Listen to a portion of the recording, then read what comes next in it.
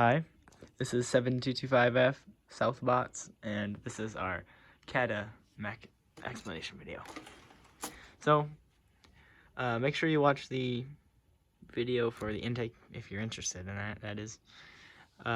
So, to start things off, for the Catapult, we have a torque gear ratio here. And we haven't had any gear slipping, gear chipping, any any problems with the gears. So I highly recommend this gear ratio, actually. So right at the bottom, might be hard to see because of the lighting, but there's a ratchet down here, and if you push the ratchet, you notice that it goes up because of rubber band tension. But the ratchet basically makes the Cata stay in the same spot every single time once it hits the limit switch. So the program will know when the limit switch gets hit because you can hear the click down there. So it'll stop right there. Disc will get loaded in, and then so our motor is not on hold. It is on, I don't know what the name is, but the motor's not on hold, so it's not under tension anymore.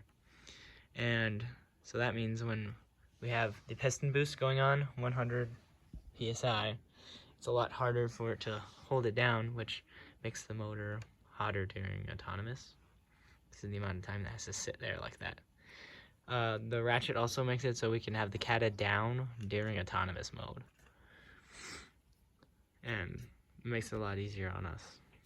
So we just load these in for autonomous and skills autonomous and driver. Basically every single situation you can think of. As the Cata goes up, if there's disc in it, it would go like this. This is what I'm told is called a Mingo mech. It's a common design, I'm pretty sure, for catapults, but simply it's just a screw joint with a couple bearing flats.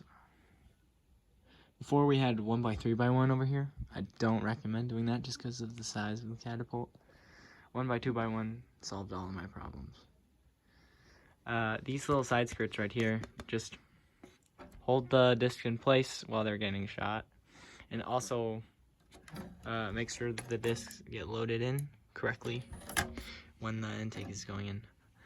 I forgot to talk about that during the intake video, but now you know. This little zip tie right here, 606X, Vex Hex, they had a Catapult explanation video, and we kind of borrowed the idea of it. So all it is a zip tie it doesn't get hit as the discs are getting intake, so it doesn't help in any way for that matter. What it helps with is when it's down and we're just driving around and getting defended, the disc will not flop around too much and we'll be able to shoot while moving. So, speaking of moving, we have 6-motor drive, and these motors are on top of each other, and this one's for easy access. That's just so we'd have more space in the back of the robot. As you can see, there's not much space there, and there's zero space there. We wanted to have this robot be super compact, which is why we struggled finding a place to put the brain, which is over here, by the way. And it's connected to our roller mech, and it's super solid actually, but yeah, that's how the brain is connected. I would definitely say that's the basics of our catapult. I'll go into a little more depth about the piston boost. So if you're not sure what that's there for, it's for autonomous mode, for adding more power to the Cata during autonomous, so we can shoot across the autonomous line.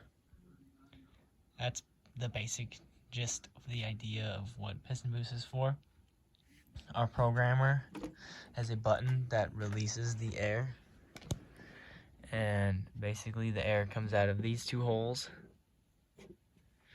and that makes this Cata just have rubber band tension, which makes it so we can shoot from close, since we won't need to be shooting from afar when we're doing driver.